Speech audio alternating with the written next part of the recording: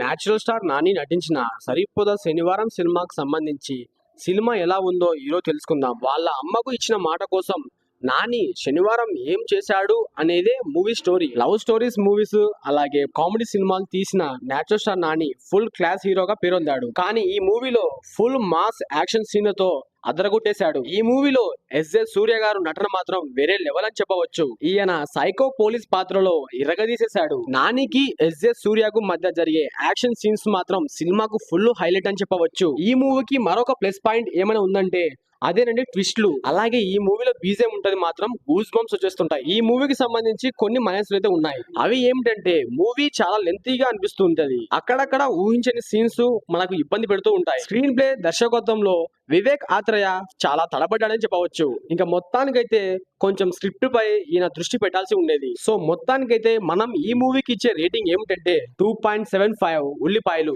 ఇదేంటబ్బా ఉల్లిపాయలు అనుకుంటున్నారా? ఇదేనండి మన కొత్త ఛానల్ యొక్క రేటింగ్.